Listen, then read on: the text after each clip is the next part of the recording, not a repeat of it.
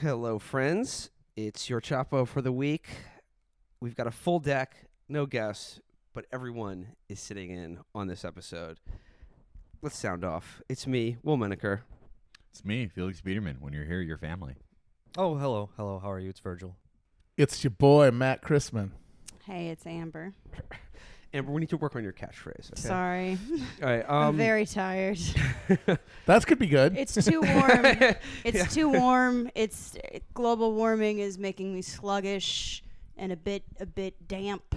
That's a great catchphrase. Yeah. Yeah. I'm a little damp. Yeah, I got to say that. Yo, kids, it's Amber. I'm very tired, and global warming is making me damp and dizzy. Yeah, this new thing where my beloved October, which was crisp air and Rocktober. eddies of dead leaves skittering across pavement, is now just sweaty asshole August all over again. It's good to me. I love it. Tit sweat season extended well into what was supposed to be our autumnal bliss. I feel very much cheated, but the one recompense is all the guys at Halloween parties and going out to clubs sweating through their Joker makeup because it's going to be 85 degrees and they're going to look like Lauren in the hills with all the stuff falling off their face. I was going to say they're the damage that they wrote in creepy old English style font across their forehead just melts into their face, and it they're looks like blinking this it says doo-doo now. That's for fake Joker fans. Real Joker fans know Joker's summer outfit is now extended into the October months. Joker's tank top, it's classic green or white, depending on if it's Heath Ledger or PUA Joker. The Joker apple picking mission. Joker Williams Sonoma expedition. Those are the fall Joker activities, but the summer Joker activities like Lollapalooza Joker required the summer outfit, or perhaps the Little Short and Sailor outfit Joker outfit. Or the nurse Joker outfit. That's perfect. Yeah. Fall Joker mission is burning all of California's wine country. Yeah. Some men just want to watch the vines burn. Joker destroyed Vine. He's like, do you want to know why I don't want POC to make entertaining videos? I'm looking forward to being the world's first Joker in mesh basketball shorts.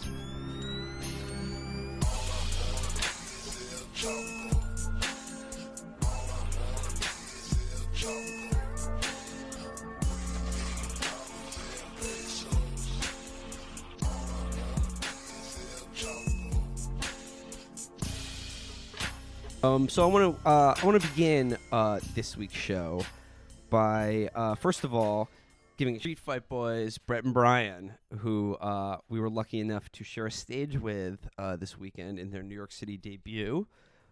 It was a pleasure to host Brett and Brian and Nick here in New York City, and by host them I mean actually have them sleep on my couch because they got kicked out of their hotel room for vaping. Classic Street fight move. That's some real street fight hours. Yep. Vaping is not a crime. There's no smoke involved. It's a vapor. Well, yeah, no, and they got hit with this huge room fee for like cigarettes, for extra cleaning for cigarette smoke. It's yeah. vapor. Well, they tried to explain What that did Steven Dorff tell us? It's vapor, not tobacco smoke. What the fuck, people? Well, It's the 21st century. there is no justice in this world. The Tree of Liberty often has to be refreshed by the huge clouds of patriots. Breathing cotton. So anyway, love to Brett and Brian. The live show that we did with them, there will be a video available of that shortly if you're interested. I thought it was one of our best live shows ever. I thought it went very well. It was So one of the best. I'm really looking forward to seeing it on video. Go to black.com if you want to see that video. If you want to see how big my sweat stains can get, watch that video. I don't know anyone who doesn't want to see that. Actually, I wasn't sweating that much on Friday. Yeah, actually, no. I mean, I think the dew point had dropped enough that I wasn't a disgusting mess for once. nothing will ever beat you at the Philly show. Yeah, no, that's the sweatiest I've ever been. Moving on to the show, Virgil, are you watching football on your phone right now? Yeah. Come on, buddy. What? Be professional. Get your head in the game. I Get your can head in do the game. two things Yeah, at the same well- time. Well, No. yeah, we'll I'm see watching it. the Jets play the Dolphins. Very low energy game. It requires very little mental capacity right, to we'll- follow this. We'll see how your riffs do on the show. All right, buddy. let's see it. Okay? You're Yeah. not allowed to watch football outside of the show if your rips are below a B- quality. Yeah, were you not aware that this was one of your examination weeks where you're being observed, and then we are all going to be submitting our evaluations of you after this. I didn't know we had an evaluation process. Yeah, Oh, yes. Oh, we yeah, absolutely yeah. do. And then this weekend is yours, so you're not. 3 bad evals and you're gone. Yeah, this is not a good start. So to begin the show, aside from evaluating Virgil's quite poor conduct, so like there's this new movie out right now, directed by Noah Baumbach and starring Adam Sandler and Dustin Hoffman. That's gotten a lot of really good reviews. I've heard very good things about it. You know, Noah Baumbach's made some good movies in the past. I've been a fan. But we were going to watch that, but we ended up watching another movie that I just want to briefly share with you guys. That also, I mean, it's another movie that has starred Dustin Hoffman and Adam Sandler as in the same roles as father and son. as father and son. We got confused. Like, they've got to make these descriptions more clear, frankly. Yeah, I think we picked the better one. I think we picked the more interesting film. I'm speaking, of course, about a little movie called The Cobbler. Yep. And we did this one on Matt's recommendation because he had seen it before.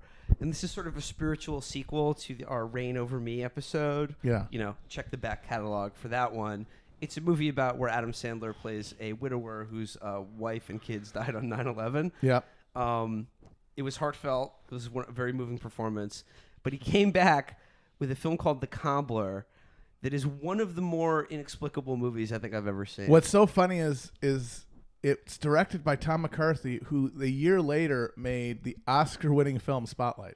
He won an Oscar a year after he made Yeah. this movie, which was one of the worst reviewed movies of all time. Yeah, it's really inexplicable because you look at his other films, he makes these very tasteful middle-brow dramas, and then he makes this just insane mental breakdown on film, and you just wonder what the hell was happening to Tom McCarthy in 2014 to make this happen.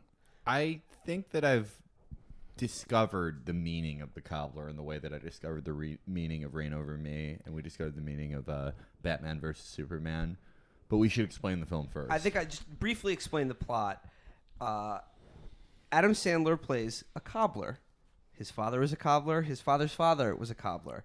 And they have a small cobble shop. The cobble shop. Cobblery. on the Lower East Side. It's like, you know, it's like It's a going back boutique to- cobbling experience. Going back to, like, you know, like it's like a Jewish tradition, Jewish family of cobblers, right? And he's sort of this sad sack character that still lives at home with his mom. It's not explicitly stated, but like you might as well say, never smashed. No, he's incel all the way. Yeah. Mm-hmm. Remember, put a flag in that. Incel all the way. And, you know, he's trying to keep the cobbling business afloat. Until one day, Method Man comes in his store with a pair of gaiters and is like, fuck you, bitch. Like, you're going to clean these shoes. Yeah. I need them by tonight.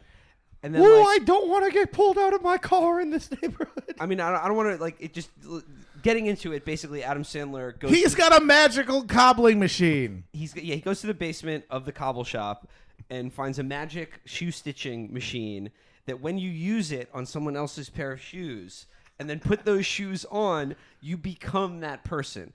Or like an identical copy of that person. Yeah. You look exactly like that person. They're still around, but you Okay. also look like them. Okay. So just to make everyone aware, I did not see the movie.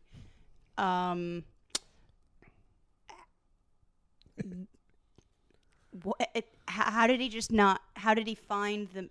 Because his Did it original, just like appear, the the machine? newer cobble machine, He had broke down. he had an electric one that he used, but Okay. it broke. So he had to go in the basement where his grandfather's grandfather or whatever had left this antique push pedal one. And because he didn't have any other one in the shop, he had to use it.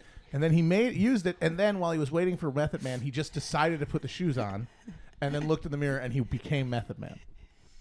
That's Yeah. Cool. and it's the whole movie is based Cool. on someone's heard the stupid cliche, you got to walk a mile in the man's shoes, and thought, blockbuster hit.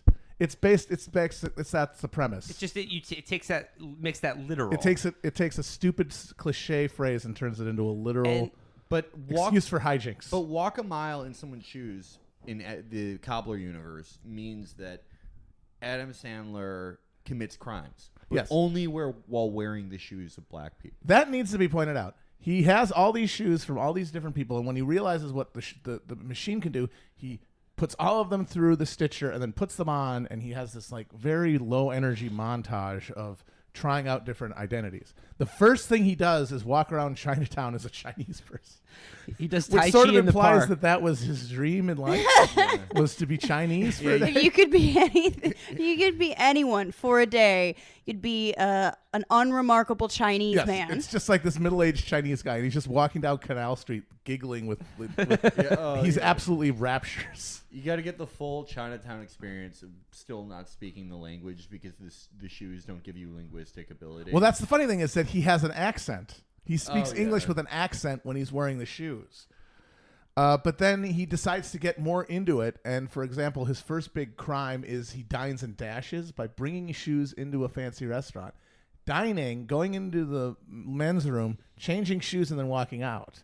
Even though dining and dashing is the easiest crime in the world to commit, and you don't need magical shoes to do it. But the thing that's important is that he chooses the shoes of a black guy to do it. He then steals a guy's car By stealing also his shoes first. as Method Man. Yeah, he goes up to a guy's Method Man and jacks his shoes on his front porch. And then he goes off to do a bunch of other crimes. And every time he does a crime, he wears a black person's shoes. It's universal. No one did a woke audit of this screenplay before it actually got made It's into kind a of movie. Or amazing, actually, no yeah. one read the screenplay in general before it got made into a No. movie. I think it is well because it's saying, FBI crime statistics are imbalanced because of magical cobblers. Breitbart magic shoes section. But so that's very problematic. But then the woke part is that it's anti-gentrification. Yeah. Yeah. Yeah. He Dude, uses- it's the ultimate racist but woke movie. Yeah, it really is. Because he uses the shoes to stop evil Ellen Barkin, who is a slumlord, from foreclosing on someone's house in an incredibly convoluted and incredibly boring caper. But it's like, who cares? This is boring until we get to the twist at the end. Okay, before we my get to the God. twist at the end, it needs to be said that one of the things he does with his shoes is he puts on his father's pair of shoes and appears as his father. His father had abandoned the family. Had gone out for cigarettes or whatever. His father, played by Dustin Hoffman. Yes. He puts on his shoes and he becomes Dustin Hoffman. And what he does with it is have dinner with his mother, who hasn't seen this guy in like 20 years, and have like a moment of reconciliation between them, and then she dies. The next morning. So what he does is he uses his father's shoes to kill his mother in the kindest way possible. Yeah. Yes.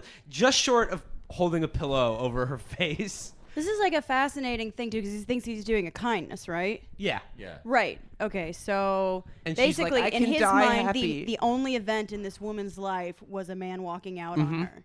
That's cool. Very cool. Yeah, it's good. And it works because then she's happy enough. She's that like, she I finally can die. go now. Exactly. Now that I have reconciled that I've been wronged by this man, the dominating event of my entire life as a person who theoretically had a series of events that happened and raised a child at the very least. Nope, it's all about the man. Now I can crawl onto the ice floe and just drift off to sea. But it's also like so she asked him like why he disappeared, which even though we meet that character later on, he offers an explanation. The audience still doesn't know. But what explanation would like the 35-year-old incel like shoe cuck give about like love and responsibility and loss? Like what is he going to say? I had to go. And she's like, "Oh, that's okay. I can die now." Yeah, that was enough for her. So there's really like no forward momentum to the plot in this movie at all. Adam Sandler is like more comatose than usual. Usually he plays like in Reign Over Me, he was an incredibly volatile, mentally handicapped person, and in this one he's just sort of a depressed person. He's basically very low energy. It's like that character got a Thorazine prescription. Mm-hmm. So basically, this all leads to he stops a building From being foreclosed upon with his magical shoe power. Yeah. Also, if you put on the shoes of a dead person, you appear as a zombie. Yes. That's another little Yeah. avenue in this movie that gets explored. Yeah. I'm very upset. You're about to be more upset when you get to the end of this movie, Yeah, Sandler, he murders Method Man with a stiletto heel. Yes. In some way that makes very little sense. Oh, the stiletto heel of a trans woman too. That's Yes. another problematic part of this Yeah, movie. the movie is rife with problematic presentation. And it's what the movie's about is it's really about identity. Yeah. But no. So Sandler turns himself into the police, but he's completely unable to communicate with them because he's a gibbering idiot. Then he brings them to the room where the dead body and the blood is, and it's totally clean. And it turns out that he was being helped the whole time by Steve Buscemi, who plays his next door neighbor. He owns a barbershop, and he's very, very into him. He's incredibly close. Like he's always popping up and asking what he's doing. He's very into his life to a point that's kind of suspicious. And then you find out why. And it's because Steve Buscemi is not Steve Buscemi. Steve Buscemi is Dustin Hoffman wearing Steve Buscemi's shoes. He never left. He had to leave because he was fighting crime in the shoes, and criminals were coming after him. So he had to permanently wear Steve Buscemi's shoes and basically hide in plain sight as Steve Buscemi. It's his footwear relocation program. Yes. Yes. Yes. But that's not even the best twist. Nope. Like it turns out that Steve Buscemi is actually Dustin Hoffman, who's Adam Sandler's dad, and has been helping him from afar. Never once said, "Hey, check out the magical item." Nope, never once. Yeah. He let him discover that on his own. After 25 like, years yeah. or whatever. Also, they just keep it in the basement. You Yes. wouldn't get some really secure storage for that. He was Nope. like, I've lived 40 years of my life, or X amount of time since you left, at least 2 decades, as a miserable person, yeah. wondering. And presumably, if his electric stitcher had not broken, he never would have met his father again.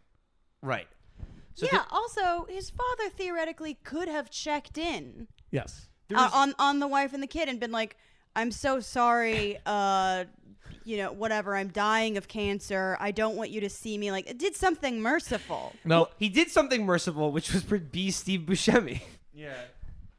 I mean, he tried. That is the opposite of mercy. No one wants Steve Buscemi hovering over them. Wrong. Right. I have to disagree with you on that. I mean, the explanation he does give is one of, it's like, God revealing his face to you and it deforming and almost killing you. Moses being the only one who could withstand that. My life hasn't been the same since the garbled explanation the screenwriters got. But when we go into his dad's, the basement of his dad's barbershop, there are all the shoes, and the shoes are used to apparently passed down from Steve Buscemi / Dustin Hoffman's dad to Which that. presumably means they turn you into a skeleton if you'd wear them because they're I all also old. feel like there's a weird, convoluted, Holocaust metaphor in here on account all of those- the all those shoe shoes? room. That's, Yeah. that's the thing. Yeah. If they Yeah. always had this ability, how did they not stop the Holocaust? That's a They good could have point. just put on Hitler's shoes. Yeah, and say, we're calling it off, folks. Well, they would have put on Hitler's shoes, walked a mile in his shoes, And been then like, oh, realized, he's right. Yeah. Well, how are we I going to get take care it of the now. Jewish But it problem? turns out that the cobblers are basically superheroes, and that all of these small business owners have superpowers, and that dry cleaners and cobblers and barbers all have these enchanted objects that are passed down from generation to generation, and they're used to fight crime and stop evictions. Except when they're used to cause crime. Except when they're used to murder people and steal fancy dinners. Yes. So in the Cobbler universe, I'm really excited for the sequels, finding out what the powers of bodega shop owners, of movers are, and Bootleg DVD salesman on the subway. guys who ask you if you like rap music. I will be leaving the show to contribute to the Cobbler Wiki project. The fact that we didn't get a Cobbler extended universe is truly a tragedy. Well, I mean, Donald Trump fixed this. Bodega shapeshifters. They can become cats. Yes. Oh, yes. yeah. Yes. Yep. Falafel guys, halal cart guys, can speak any language.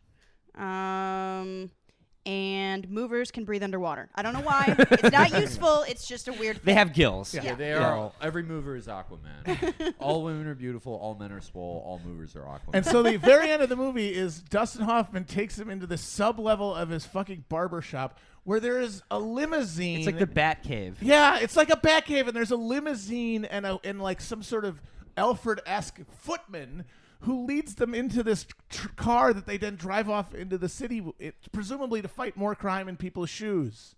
But what the shit is going on with Method Man? He's dead. Oh, he's They dead. killed him. Yeah, yeah. Oh, wait. He died. Yeah. Wait, with the shoe. Yeah, Yes. he murdered Yeah, him. yeah. Why did he kill him? Because he was trying to steal his He was watch trying to steal his collection. watches. And then there's a humorous scene where like Method Man opens the door and looks at Method Man and then immediately attacks his exact duplicate. Yeah. Which is That's I about think black is on black Like crime. a bird in the mirror? yeah. That was a metaphor for black on black crime. I think we decided at first that was kind of funny, but I think we decided that if you ever did open a door and on the other side of it was someone who looked exactly like you, your only choice is to try to kill them. strangle him. No, it's No. no, Immediately. no. There are other it's looking options. like a snack.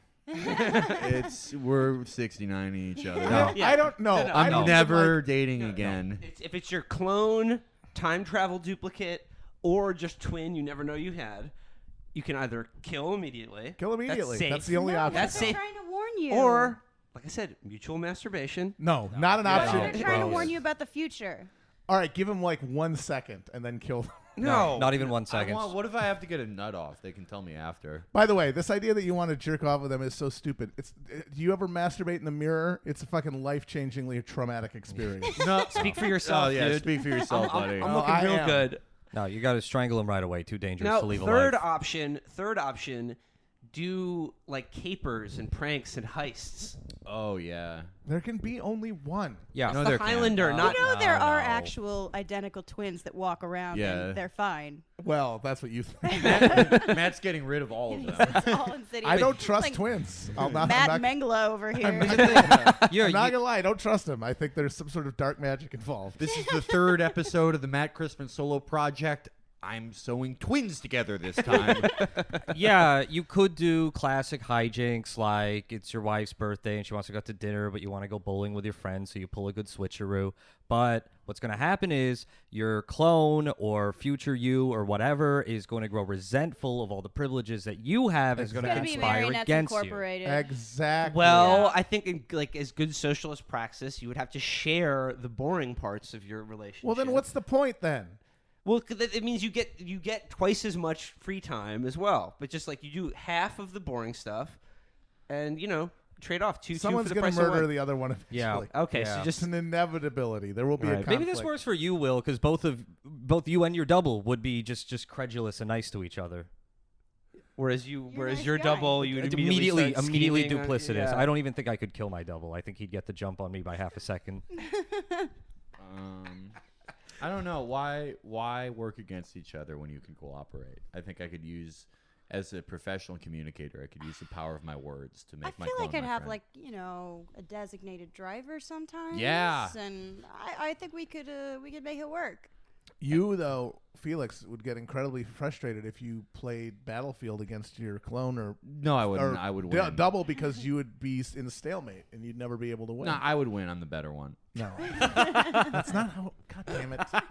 You guys are not understanding the concept of an exact double. You're not understanding the concept of a truly perfect man.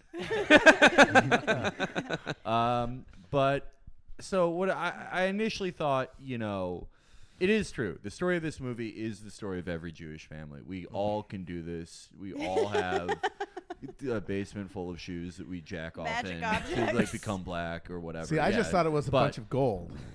No, it's actually not. The gold is a metaphor for other people's experiences. That's Ah. their true riches in life. Ah. See, this is why they're a literary people. Yes. Yeah. But actually, it's about something different. It's about fake posting. Okay, Fake- go on. Fake posting, for those of you who don't know, most Reddit posts that people post on Twitter that are like, I'm 32, my girlfriend's 87, and she... My boyfriend won't stop listening to this podcast. Yeah, and it's yeah. ruining our Those relationship. are all fake posts, and they're very funny. And they fool people who haven't spent enough time on the right internet. But it's a tradition that was passed down. And like all literary traditions, it was invented by Jews. My dad before me was a fake poster. My grandfather, fake poster. They changed their name from one Jewish name to another Jewish name when they got to America. It didn't even help them. They just thought it was funny. And when you go into where do most people have their computers? The basement. That's I not don't know if true it was at most all. people would say that. Yeah. but- That's Fake not posters remotely do, though. true. Okay, Fake all right. posters do. And the car symbolizes the next frontier of media. Podcasts. Ah. This is the story of the Jewish experience in America, of on purpose saying things that aren't true, creating disturbing scenarios, just, walking a mile in other people's shoes. What if I pretended to, have this relationship where I'm giving half my income to a podcast? What if I, as I've done many times, pretended to be soldiers on internet forums to win arguments? What if I did that? How would I change the world for a better? And who's to say that I haven't? And it's true. The first Jewish fake post was the Protocols of the Elders of Zion. That's right. Mm-hmm. That's right. That's right. And there are fake posts all over the Old Testament. Maccabees didn't happen. Maccabees, because these characters are taken out of the original Hebrew, they're actually saying, me, 27, I am a guerrilla soldier in occupied Israel. Here's what I hide and I kill Greek soldiers. And people made a big reaction, but they were like, gotcha. I didn't do anything. But yeah, Ecclesiastes, Song of Songs, that didn't happen. King Solomon didn't fuck that woman, but he was doing an our relationships post. This is the story of our people. I mean, that's some of the early kind of fake porn posts. Yeah. Yeah. I'd say That was like 50 Shades of Grey. The famous story about It started out as Solomon and fanfic. the two women claiming the same baby and his brilliant solution to cut the baby in half. Fake like, post. Like, no, but if you did that on like Reddit or Imgur, like those people would be like, that's a great solution, cut the baby in half. Well, They people wouldn't have get a the baby, import of everyone that rocks story. What I'm getting from this is that the Jews are not to be trusted. No, not at all. Not at all. We invented literature and we keep doing it. That's my point. But literature is just another word for lying. Yes. Make That's what it believe. means in French.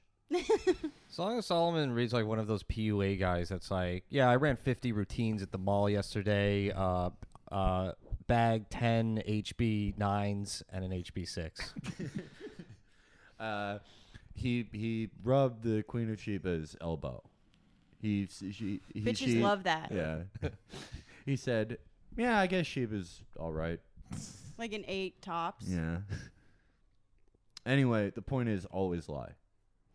That's the takeaway from the Cobbler and the takeaway from my life. I'm And glad it's I al- didn't see this movie. And it's also the perfect segue to our next news item, which combines two of our favorite topics, lying and stealing valor. Yes. Which is the most noble kind of lying. Yeah, Exactly. Because I have thought about this for a while.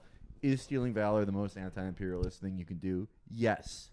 Because our culture of military worship, we have to dilute the value of the military. It's true because Counter-propaganda. Yes. counterfeiting.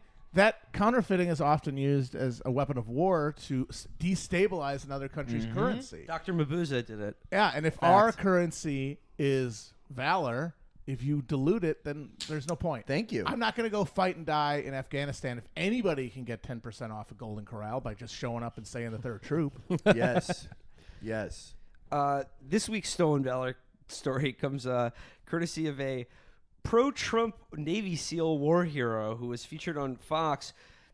Interestingly enough, he was featured because he's also an artist and he does like glass blowing and stuff.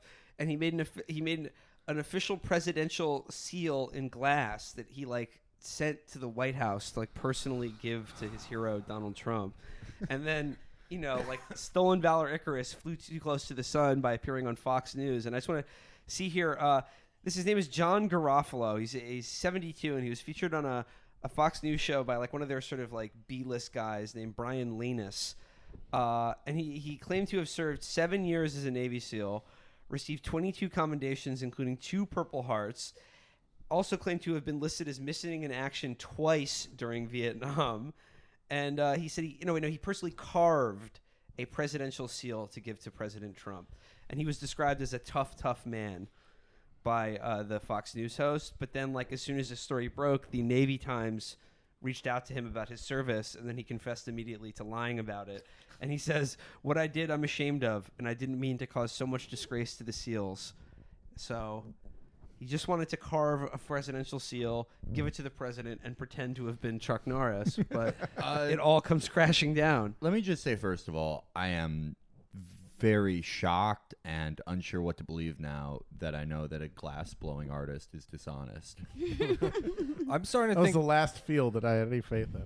I'm starting to think that kid who mowed the White House lawn wasn't actually part of SEAL Team 6. I'm legitimately fascinated by all the stolen valor people because I think the motivation for it is this very kind of like culturally specific sort of fetish and insecurity. I think it's like the male equivalent to like faking a pregnancy. Because you get like a certain type of reverence and praise that like suddenly makes you feel important and meaningful in a way beyond like an actual accomplishment would.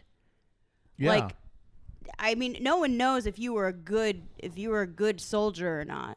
Like, Yeah, you could have that's very true. well just like lived through something and they give you a medal. How do women fake being pregnant? Oh. So much I mean, I into can it. imagine like you could get like a fake stomach or whatever, but like there's like can also just there's a literally deadline get to fat. this prank, you know? Like, Oh yeah. Well, like most lies, it catches up with them. well, you have 9 months to steal an infant if you really want to commit People to who it. do say this having a kind of thing, they're miscarriage. not thinking that's too true. far ahead. I Yeah. mean, this True. asshole was like, yeah, I'll go on Fox News and give people my name. No and my- one will check my on this. made-up There fucking- aren't people completely obsessed with like verifying people's military records constantly on the watch. Right. for And this And Exactly. it's sort of always thing. Navy SEALs. They always go for that one. Exactly. Yeah, 'cause like, they're why the can't- top. They're the alphas. Yeah, Yeah. you know, like you got to come up with a more believable lie. I think we should do like the counterpart to the people who like go out and expose valor theft frauds. I think we should like start like a business that just helps facilitate people's valor theft, where we sell packages Yeah. of like, this is the lingo you need to know. Yeah. I Like, think here's some medals. We Here's should like, start sowing disbelief about actual veterans and be like, that person is stealing valor. Oh my God, John McCain yeah, never happened. Never was Never even in happened. I'm a Vietnam. John McCain truther. Never Yes. That guy, he was in a literal Hilton, not the Hanway Hilton. just another balloon boy. Yeah, I gotta say though, the thing that's most annoying is from this whole thing, more than the valor theft or whatever, is these fucking assholes are so obsessed with how America is turning into this nation of crybaby infants, and yet all of them, their greatest desire is to have the president put their finger painting on the refrigerator in the White House. I made you a seal, President Trump. Who fucking cares? Shut the fuck up. Wall being like, I'm an army man. I'm an army man. Pew, pew. And lying about it. The three favorite things of children: being a badass hero, making art that your dad likes, and lying. Yeah. Grow up. That's what I say. Another good one. Someone who also greatly admires John McCain, and I don't know if he's like a. I think this guy counts as a valor thief. I'm talking about Eric Garland. Oh yeah. I think he counts as a valor thief Nah, because dude, he's in intelligence. That's he pretends to be like a fucking spy. Like he pretends like he has like access to like he works for fucking- the Twitter spy agency. He's in intelligence, dude. He's the same as a veteran. He pretends to be like he has access to like special knowledge or like Yeah. or He he does. He he's has he Twitter can LinkedIn. analyze special data ops. and shit. And Yeah, like, he has LinkedIn Premium. You get all of that. when you join, man. You And pay $30 a month. I just want to bring him up because it reminded me that he did a thing yesterday. Is one of the, like he just continues to be awesome. Like he continues to just up the bar. I can't even remember a time. I remember being mad at him for some reason once when he first popped up, and now I can't even comprehend that. He's just fucking rules. The He's only so thing I'm funny. mad at is that he kicked us off his Patreon. Yeah, because he I did do wanted that. to be on that fucking conference call with him. But let's be honest, he never would have done Never, that anyway. even never. For the people who legitimately, well, we legitimately subscribe to him. We probably just- wanted to we hear gave that him- yeah, podcast we more gave than him real anyone money. else. yeah. He did a thing yesterday where he goes, "It's Friday night, and from here on out, the combination of vodka, ginger beer, and mint will be called the Democracy Donkey. Fuck you, Vlad." So he's doing the Freedom Fries with the Moscow Mule, which, by the way, it's lime juice, not mint. But then someone found out that the picture the that cocktail nerd here. the cocktail nerd, the picture that he posted of the nice copper mug, the crushed ice, a nice looking Moscow Mule, was just a Google image. It was the first result for Moscow Mule. Not even trying. So he wasn't even drinking alone. Are He you had to are find, you like, now a fake- criticizing? He was posting He alone. was fake drinking alone. Are you now criticizing Eric Garland for not abusing alcohol? Yes. Make up your mind. My favorite thing that he does has to be when a bunch of people are making fun of him for some dumb thing he said, and he just posts these totally nonsensical charts that he devised in some way and says, got all of your IP addresses connecting the nodes. Thanks for the compromise, comrades. He fucking kicks ass. And by the way, what if he's right?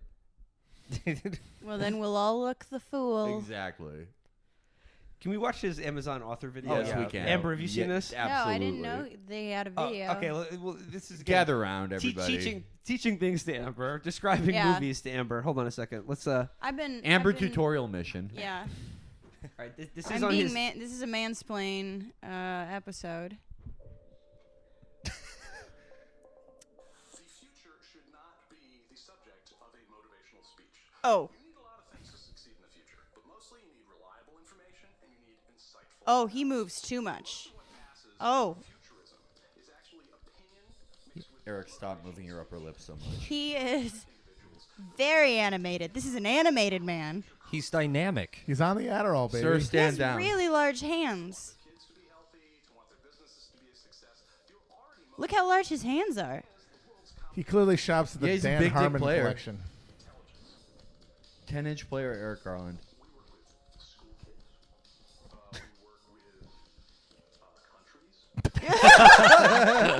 The gamut. The gamut from school kids School to kids, countries. Unlike those dropout kids. Wait a minute. Fuck We 'em. work with babies. Also, where do kids live? School kids generally live in countries, so that sounds that's redundant. in the DC area. The DC area. Yeah, Eric Garland fucks. My company's been doing for 10 years is finding the right sources and doing it quickly. It all starts with Oh! Oh, he pulls. Oh. intelligence, which is a 6-step process on how really anyone. I just want to pause there Jesus to say that Christ. like he's Look at his giant hand. he's He's like got in big a ol' hands. white background. Hacking. But like the coolest part about this video about the future is that he's doing the Minority Report thing where he's like bringing stuff up Yep. with his hands, pushing them away, yep. bringing it back. Yep, and he does have large hands, but you know what they say? Big hands, big insight into Russian infiddling in American elections. Wait, what was the thing called again? What? The cocktail that he renamed? Moscow Moscow Mule. Mule. But no, he renamed it. The Democracy Donkey. Democracy Donkey. How about this? Democracy Donkey Punch. That's what Russia did to America. Oh. Yeah. Sir Vladimir Putin, sir, you gave a Cleveland steamer to the Constitution. Vladimir Putin is chili dogging Donald Trump, and Donald Trump loves it. Sir, 1 out of 430. Moving along now from Eric Garland, our boy and friend. I guess another thing that was going on in the news this week, we talked about it last time. Richard Spencer did another one of his little pep talks at a university to the universal acclaim of about a dozen people, from what I could tell. But then after it, there was like another neo-Nazi like shooting where like these guys just like shot a gun at a crowd of counter protesters. Yeah. That story is of note because one of the 3 people who was arrested for it was the guy from that video. We've talked about it on the show before. He was one of the guys from the video that was like a couple months ago at one of those like statue protests where they were like, we must protect Nathan Bedford Forrest. They're Yeah. trying to drag Nathan. This was the fake protest. They thought Antifa was going to be protesting then, but that turned out to be bullshit. So a bunch of these people just went to the park and ambled around with assault weapons. Well, these were like the Oath Keeper, like 3%er, like militia type people were like, you know the type, like big fucking suburb, like, like crew cut, like hot dog, pack neck, Oakleys, kitted out with like all the survival vests. They had a lot of commandos. pockets on their A pants. lot of pockets, Big on pockets. Yeah, a lot of keychains and shit, and the guns, of course. So like they had showed up to protect the statue, but like also like it was like sort of this like clash of cultures because like these alt-right guys showed up, and then one of them, and famously in this video, was sort of like laying at the base of the statue these like hand-drawn signs featuring Pepe and like Angry Feels Guy. Yeah. No, No, I'm sorry. Like, he just completely cocked a cheek and farted at me. I did Matt. not. I didn't move. The You sound cocked was- a cheek. No, I did not. Or then your fart was so powerful you got an inch off the couch. I didn't. I sat here exactly the same way. I haven't moved at all. I swear to God. I Amber, did- you got to stop owning Matt on the show. Yeah. No, he's getting me back clearly right now. Yeah, he put down a bunch of posters of Pepe and shit. And then like And the these guys who do not The go online noble to do Western that, tradition of Pepe. they yeah, were no, like, "Fuck the you, get out of here." 3% guys are like, get this fag shit out of here. This isn't Comic-Con. And then like he like exasperated like was just like, come on guys, they're good memes. They're good memes, guys. And he said, I thought I was going to make friends. You know. Adult friend finder. So they basically put him in a headlock and shoved him the fuck out of there. Yeah. And I guess he felt like he needed to make it up and show how real and hard he was by being party to an attempted murder now. He shot at a crowd of people and then missed and hit the side of a building. I don't know if he shot. I think it was him. Well, he, like the guys you're with, one of them had priors or whatever. I don't- think he was the guy with priors. Really? I believe so. Yeah. Was he? I think so. I gotta double check this, but I believe he was the one. Well, with let's just priors keep who was talking and not check it at all. even- You're listening to a podcast, okay? There are farts, and we're not serious journalists right now. one of these articles quoted him as saying he was radicalized in prison when he saw how poorly white inmates were treated. So his big issue was reverse racism in prisons. Yeah, no, it's a problem. Every Wednesday for TV time, they put on soul food. They never put on beaches, not once. One of the Black Gorilla Family guys called me Mayo Boy, and I haven't gotten over it. But I think this guy, he didn't do so well with the Oath Keepers, but I think he's going to do really well with the Aryan Brotherhood in jail because he's going to be the only guy who can use a straightened bed spring and a Bic lighter to make Pepe tattoos. on Oh, the how back of their sick is it necks. going to be when they send each other kites that are just posts? Yeah. It's just you get something under your door and it's like, Saturday feels. What the fuck is this? What the fuck are Saturday feels? You're getting shit for using those little pointy signs to denote action. So yeah, shout out to that guy. You know, again, owning the snowflakes by being sentenced to 5 to 10 years in federal prison. Classic own. Yeah, shout out them. So like back to the military. I guess they're in the news this week because we alluded to it briefly before, but like this continues to be a thing with Trump and this phone call to the mother of one of the soldiers who were killed in Niger earlier this week. And again, like the question, people were like, why were they there in the first place? And at a press conference, General Kelly said it was to teach them human rights. Yes. Apparently. To spread human rights to West But like Africa. there's this whole weird thing now where like General Kelly has become like the de facto president. Yeah. He's the adult in the room. Well, like he's the guy that He's has adulting. That I think he's Like a adulting boss. Mm-hmm. like I think he's the guy that like is taking point on everything now Yeah. because it's the only way like anything could get done, right? Yes. And I think like his idea is like as long as Trump does what he says and never contradicts him, like he will never contradict Trump for any of the stupid shit that he says. Yeah. So like he's now taking point on like I don't know, their new obsession is the woman with the cowboy hat. Yeah, this congresswoman who claims to have heard the call to the wife of the slain soldier and says that Trump was basically making fart noises into the phone. And now Kelly basically attacked her. Baba Booey, Baba Booey. Kelly had a press conference and attacked her and essentially lied about something she'd said at a dedication of an FBI building that he'd attended years previously in her district in Florida.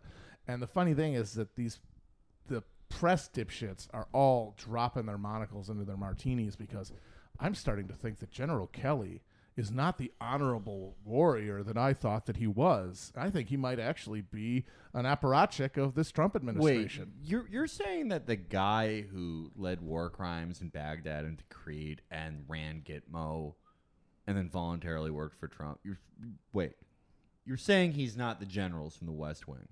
But he's a 4-star Marine general. He's my dad. The Honorable General Kelly, who started the program of sending Marines to college classrooms to apprehend atheist professors.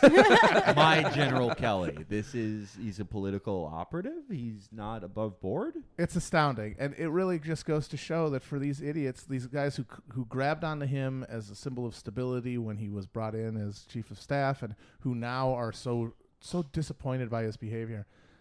Looking at this fucking psychopath's track record, I mean, a guy who fucking ran Gitmo talking about how they're going to spread human rights to West Africa.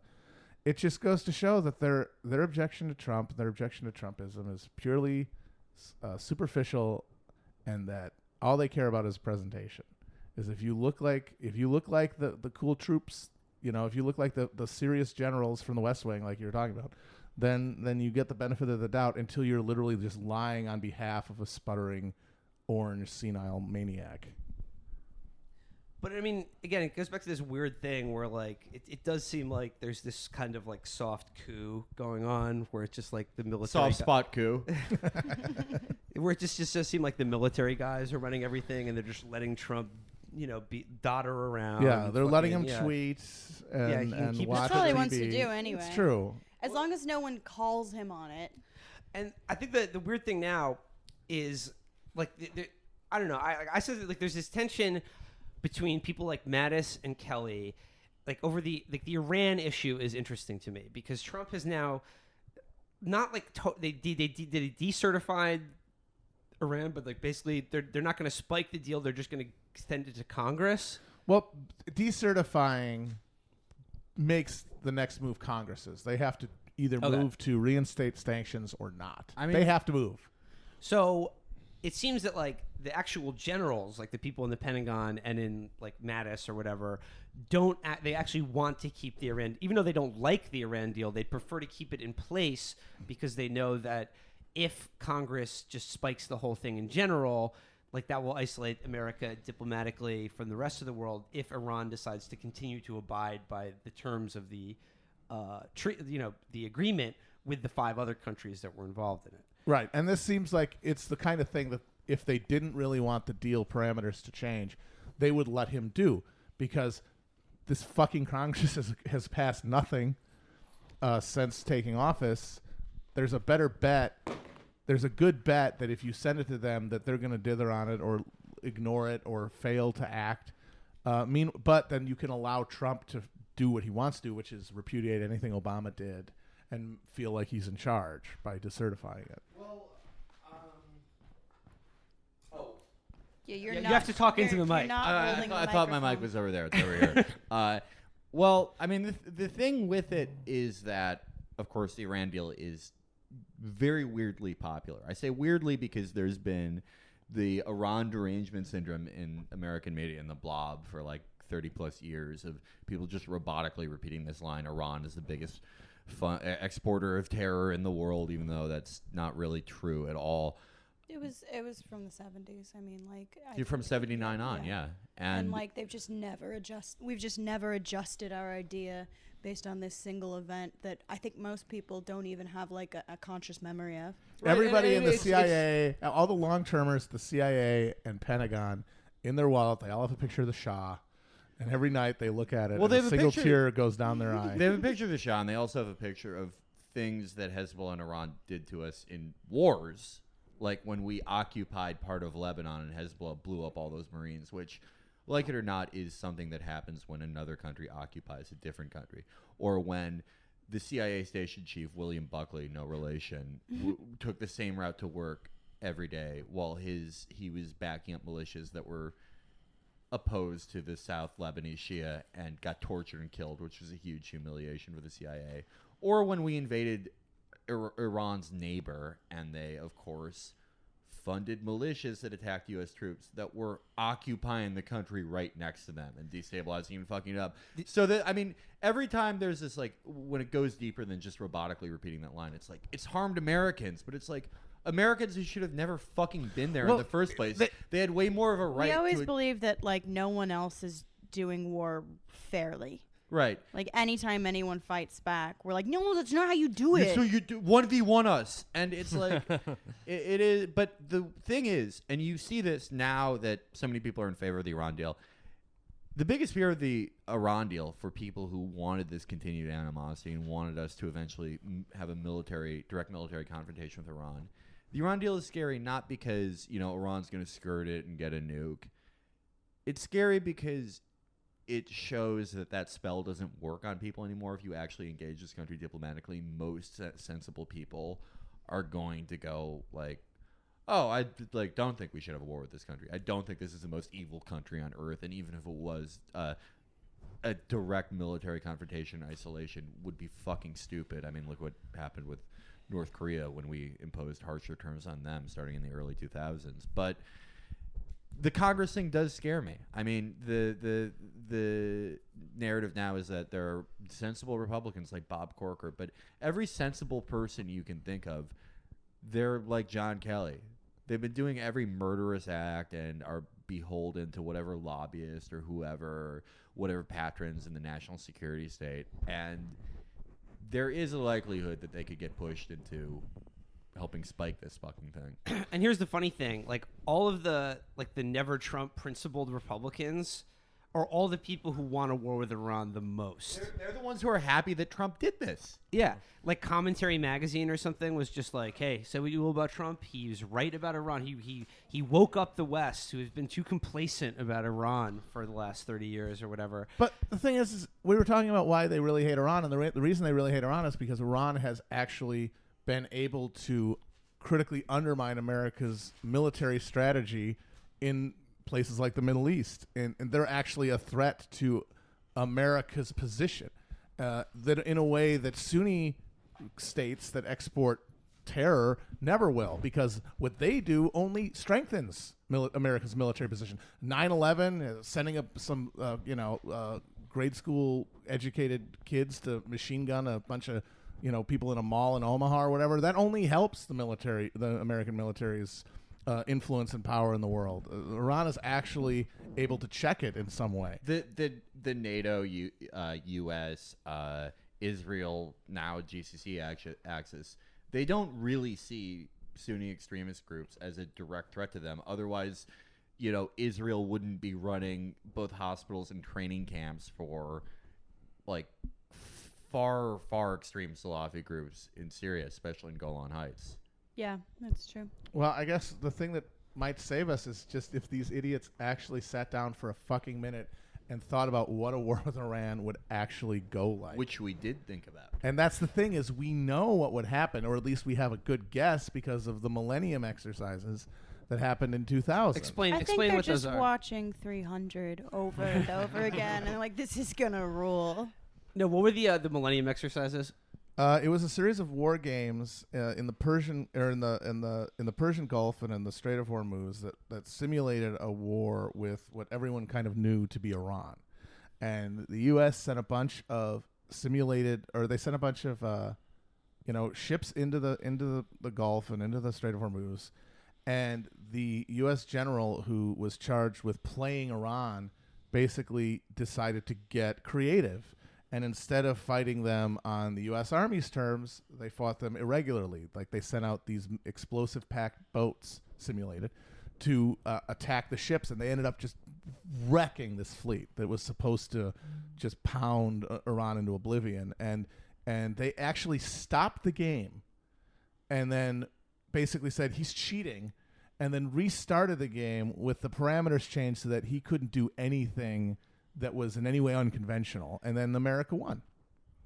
That there's a lot going on there. Yeah. That I think, like I said, like the idea, like this is supposed to simulate like a real war, like what happened, like real war strategy, and then they were like, I'm sorry, you can't cheat. Yeah. That is the American military-industrial complex. Yeah, it's perfect though, because we're back perfectly. It's time is a flat circle, because now we're the fucking redcoats marching through Lexington and Concord and getting shot from the tree line by guys hiding and going, that's not fair. Yeah. You're not allowed to do that. Come out and stand in this line like we all are doing right here.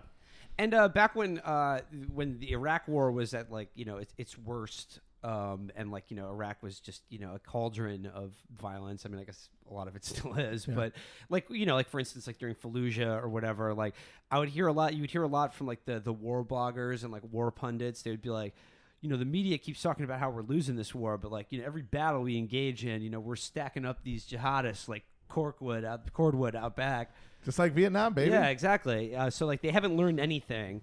And man, oh man, like if you thought the Iraq War was fun, wait till we fucking go to war against a country with like that isn't a complete basket case and has like an actual real and the military. actual air defense systems. They have the S-400s. They have the moment we actually engage with them in their waters, our ships are going to turn into fucking pressure cookers. What happens when they block off the Strait of Hormuz and suffocate global trade? What happens when instead of just some fucking sexually repressed dumbass with a machine gun or a bomb that doesn't work, you have actual trained Quds Force guys that are committing terror acts in America to really hit at us? Well, like the scary thing when we were talking about this the other day is like the setup was like, if you want to see, like, I know we like to joke about fascism and Emperor Trump or whatever, but if you want to see what like fascism and like a military dictatorship would really look like in this country, just imagine us losing this war we're going to fight. That's when you get real fascism, is when your country's humiliated. And we would be humiliated. We would have tens, if not hundreds of thousands of Americans' bodies cooking fucking alive in ships that they turned into microwaves by hitting them.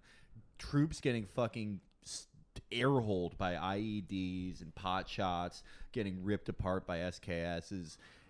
Not to mention, like, what domestic things happened that put people in a state of panic. Yeah. Well, I would imagine there would be huge opposition to any war. There'd be massive protests against it. And, like, the worse it got, like, I would imagine local law enforcement would probably get a little antsy as well. Oath keepers might decide to take they might decide to keep their oaths. Yeah, they might. Yeah, they take the guns off of safety. The only good thing that would happen would be the Proud Boys who sign up to fight against the IRGC. That would be kind of funny, though. Like, just a bunch of guys in Fred Perry polos who are like, we're going to go and venerate the housewife. And then just like, getting their throats They would slit. become the humbled boys. Yeah. And just waves of Kekistani suicide troops waving that stupid fucking flag and clearing landmines with their bodies. Okay, actually, this sounds cool. Let's do it. Yeah, we'd send them out like dogs to set off.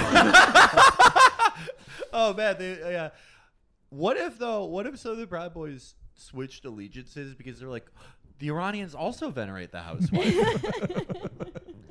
I would like the idea of like, Trump actually like getting hands-on with the strategy. And, like, he's got to have one of those big boards with like, the sort of shuffleboard where you can move little like toys around the board and be like, more battleships in there.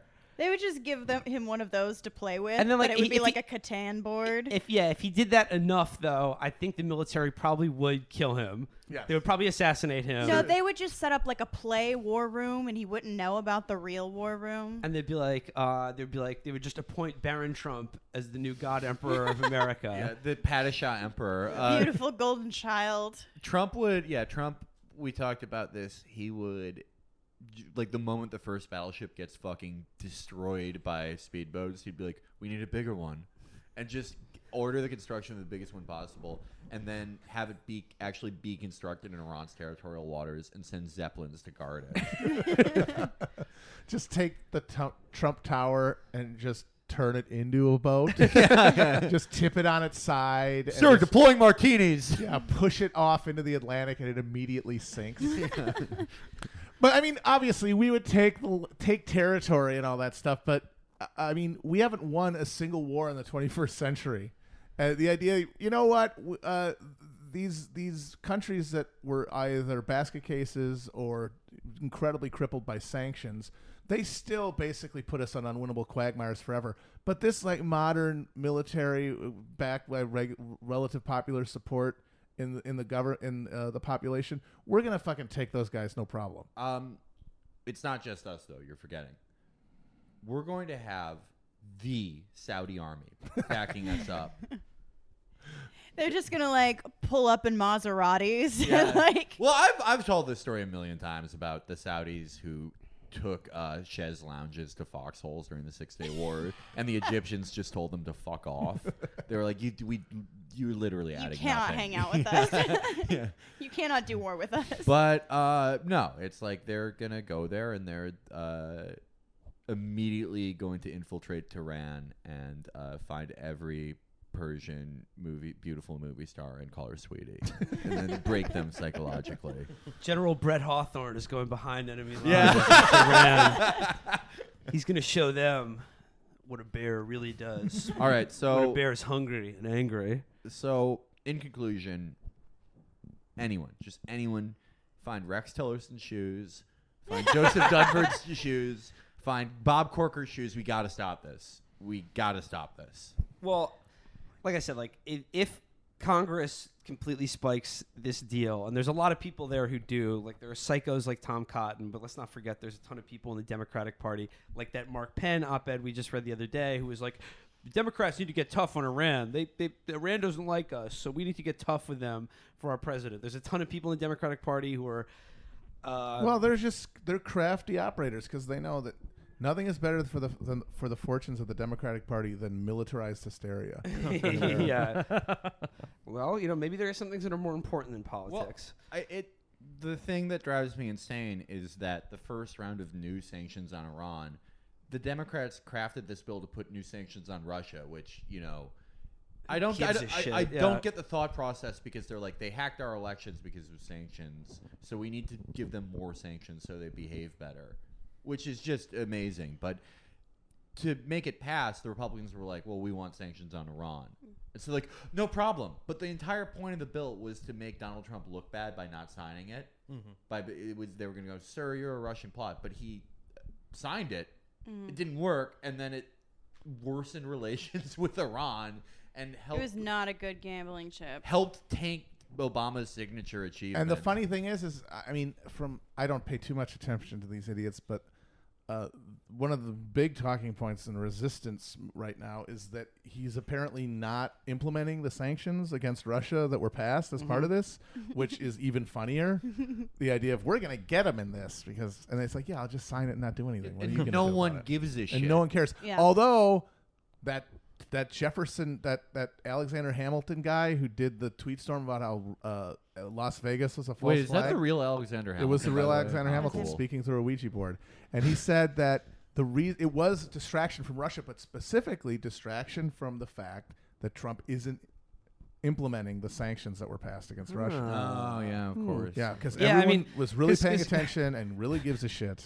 Yeah, because like if you want to like game American society, like that you'd need some sort of like massive, incredible, like spectacular massacre to make people forget about congressional sanctions that aren't being enforced. Beyond the You fact, could just literally wait a day and like anything would happen and Well, people would and Could forget show beyond- about them it. an old episode. and of Price also is Right. at this point, really people who want to call any mass shooting a false flag at this point are really just showing that they're living in the 20th century, because the Las Vegas shooting happened on October 1st, so it's 22 days later.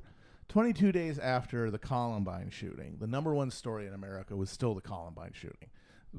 Back, like, who were these kids? What happened? How did it happen? That was still the number one story in America. The Las Vegas shooting was number one story in America for maybe 2 days. And that is the reality we're living in now, where the idea that you're going to distract anybody more than just the time moving forward and new things happening in this hyper reality of super stimulation and media overload is absurd. You don't need to distract people. They're already fucking distracted. Yeah. The only way, if the Russian, I mean, we talked about how everyone, the truth is every intelligence agency is fucking idiotic, but the Russians were the hyper canny operators that the resistance thinks they are. They would have funded the jumping of Lil B. Because I guarantee you that news cycle is going to last longer than this Las Vegas one. 100%. Yeah, it's going to be memed at least. Yeah. Matt, Yeah. where are we at on time? 108. Oh, okay. We're going to probably cut like 10 of that, though, Yeah. I think. Yeah. All right. So, anything else you want to talk about Tom Perez, DNC, or do you want to just wrap it up? I'd like to talk about that. Okay. So yeah, moving on from the Iran deal, and as I mentioned, Just to end that, when the war happens, we're on the side of Iran. oh yeah, We will be moving to Tehran to be the only irony. We will podcast in we will Iran. be basically the Axis Sallies of the Iran war. We're going to be broadcasting to U.S. troops, telling them to desert and kill their officers, Yeah. and and that the Mahdi will be revealing himself shortly. I can't wait for our. You joke about that, but like Felix is like legitimately excited to do that. Well, I just think Com would be a fun city to do a live show in. I think. The crowds seem amazing. Yeah, I just want a place where I'm finally respected. Well, I That's mean, all. the banning of alcohol obviously is no problem for you. None but for me. What's their position on kratom? Do you know? We'll find out. I think the Shia Islam's a very literary tradition. I think they support K2. They support all the fake drugs. Sorry. So yeah, moving on from the Iran deal, and as I mentioned, it's not just the Republicans who want to rattle the saber on Iran. There's the Democrats too, and just as the sort of an addendum to that, we mentioned it briefly on the last episode, but I think it warrants a little further discussion about like this whole like this purge that just took place at the DNC this week, where Tom Perez fired like 50, 60 people, or they let go all these longtime people who were for the most part like the Bernie part of the DNC. Night of the Long Spoons. And I think it's worth bringing up because I remember when the DNC like election between Perez and Ellison was going on, the line that you heard over and over again was like, why are people getting so upset about this? Perez and Ellison are the same person. Except for the fact that Ellison is Al Qaeda sympathizing anti-Semite. Well, that's what they said about him, right? And so like now he's fulfilling his job. That's what he was put in. That's why they ran him in the first place. And he's fulfilling his job, which is to make sure that, like, the people, for instance, that they put in positions of, like, like the financial committee are longtime anti $15 an hour activists. Like, they're staffing everything with, like, the, corporate lobbyists and making sure all the super delegates are their people and they're not, like, the populist wing of the party. And some people are very mad that Donna Brazile, who literally cheated on behalf of Hillary Clinton during the 2016 primary, is now in a position of influence in the DNC still, even after that. She literally cheated. But when you have a talent like that, who is in charge of deciding where to allocate resources at the end of the 2016 campaign, you can't leave her on the bench. It's just a waste.